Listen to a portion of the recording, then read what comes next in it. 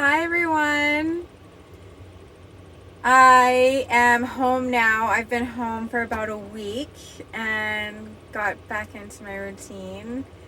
Um, what a trip. Honestly, it was like a month of nonstop. I went all over the place, all over BC. I should say all over southern BC. It just boggles my mind how big Canada is. The fact that I spent an entire month in BC and covered maybe half of it. So I still have to go and check out northern BC at some point. Um, I think I mentioned in my last video, or maybe the video before that, that full-time travel. It was the chores video. I'll put that down below if you haven't seen it. Full-time travel isn't for me yet. I love my life at home. Living and working in the van has been fantastic, but I like what I do. I really do. I love doing people's hair and hearing their stories, and I love being at the boxing gym. Um,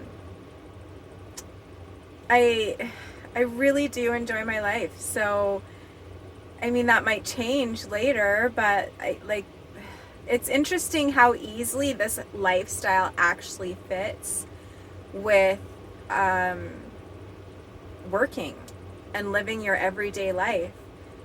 I know that my goal was to quit life and just travel full time and make money on the road. And uh, I really, I'm shocked actually that I don't want to do that. I do have plans around Christmas now or just after Christmas. I'm going to take off for 2 months. And so I'll share that with you guys, and I'll share where exactly I'm going a little bit closer to that time. So we'll keep that as a secret for now. But I think for me, the balance and the fulfillment in this lifestyle is going to be the fact that, like, I can work for 4 months or 3 months or 6 months and then just take off and travel. So I'm going to work now September, October, November, December, 4 months, and then I'm going to take off for 2 months. By the end of that 2 months, I can almost guarantee you guys I am going to be itching to get back at work. It's different when you love what you do. I have people that sit down in my chair all the time and tell me that they're just like counting the hours before they get off work. Like, I mean, if you think about how many hours a day that you are working, if you're doing a normal 9 to 5, I mean, that's 8 hours a day, 5 days a week. That's 40 hours out of your work or out of your week that you are unhappy. I know it's not easy to figure out what it is that you love doing and then figuring out how to make money. But I really was a lucky one where I just kind of happened upon doing hair, and I was good at it and I enjoyed it. And like 22 years later, here I am still loving it. I'm really grateful. I just want to leave you with a little bit of footage of like kind of the last couple days of my trip and what happened.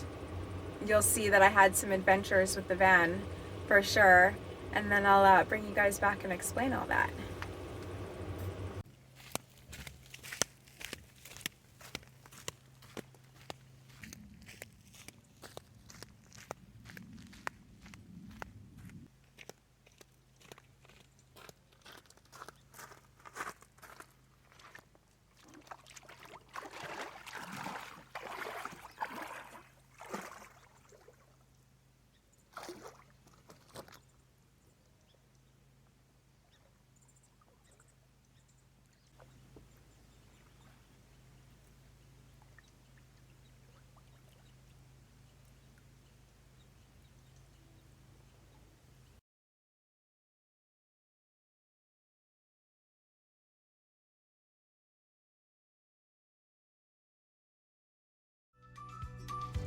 My son Victor and his friends were just starting their vacation while I was finishing mine. So they came and camped with me for a night.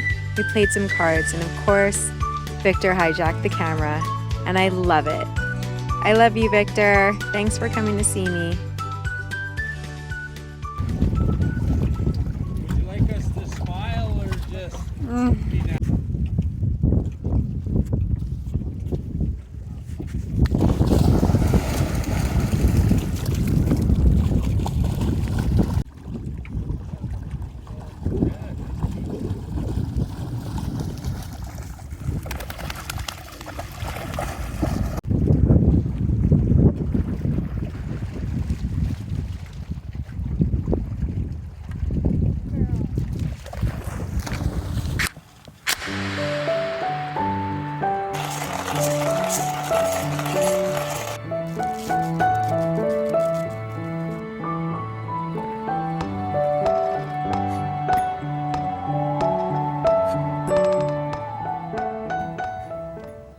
I slept at my mechanic's.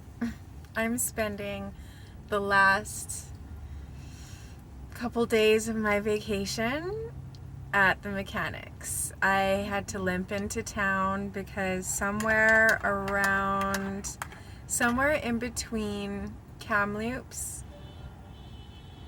and Mitten Lake, I sprung a leak. And it was a slow drip. Looks like it's coming from the water pump. And then by the time I still went to Mitten Lake, and I just kind of was like, you know what? I'm here, I might as well stay. I'm not going to be turning on the car for a few days. And so I did that. Miles is just looking at it right now. You guys, if you have a van and you need some maintenance done on it, get here. These guys know what they're doing, and they don't rip you off. Anyways, liquid started pouring out of the engine, and I was just like limping into Calgary. So I came and I slept at my mechanic's, and I slept so good because I was allowed to be here. So I might be here for a couple days. It's all part of the adventure, you guys. I knew this was gonna happen. The van's 30 years old, so I'm not like naive thinking it's, you know, brand new or anything. See that huge puddle? And then that little bit of like freshness puddle? That's all from the leak in my van.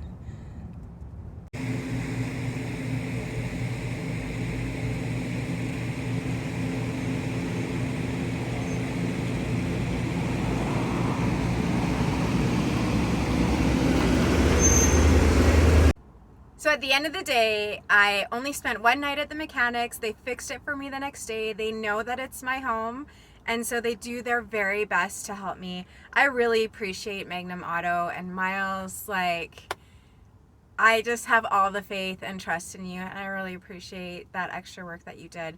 So at the end of the day, I needed to get a brand new water pump, and so I have a brand new water pump now, $1,000 later. And that was mostly in labor because like getting stuff out of this engine is probably super tricky, and it's like stuck in its ways, as we all can be sometimes. And it took them a little bit of extra finessing to get everything out, put the water pump in. So it was a little bit pricier. That's okay though. It's my home. It doesn't matter. It just like whatever makes it go. So thank you to Magnum Auto. Thank you to Miles, and I really appreciate you guys just getting on it and taking care of me and my home. Good morning. You guys, it's 7 a.m. on a Sunday morning.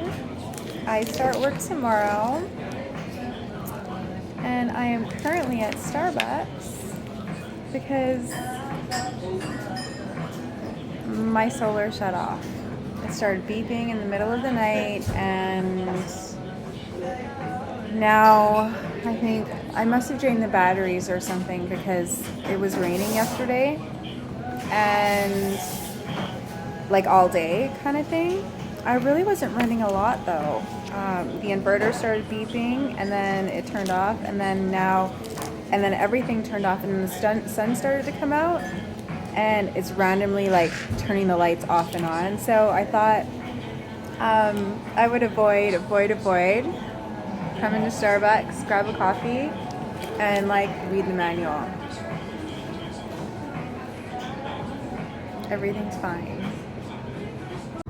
So the issue is only half of the, like this is showing, but then if I try and change it, or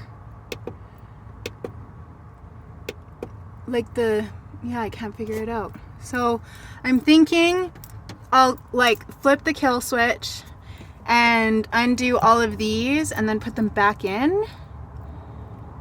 I don't know. So literally the next day after I got my car fixed, it was raining, and I had the lights on all day, and I was boiling. I have a plug-in kettle. I was boiling water all day, making tea and cooking and tons of things. So I get why I drained my batteries. There was no sun that day.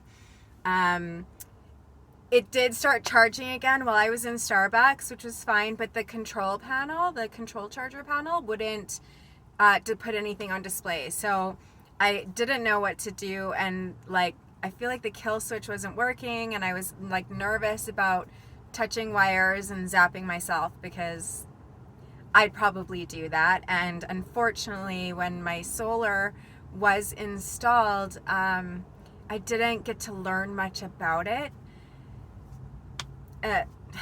That's my fault. I should have paid more attention and asked more questions. So I went on a random Facebook Calgary van life and just put it out there like, hey, does anybody have this system? Do you guys know what's going on? Or do you have any tips or tricks you can help me with? And somebody wrote in and said, hey, my buddy's in Calgary and maybe they can help you. So buddy wrote back and was like, yeah, like I'm building out my schoolie and I've dealt with the system, so pop by. And so I like totally ignored the stranger danger situation, and thankfully I did, because I went, and him and his friend Sean and Carrie, thank you. You guys were so helpful. They took everything out and like plugged it back in, and the charge control panel works wonderfully. And they also advised that I put a couple extra fuses into the system because it might catch on fire. And if something surges, then it will save my batteries. So I am going to do that.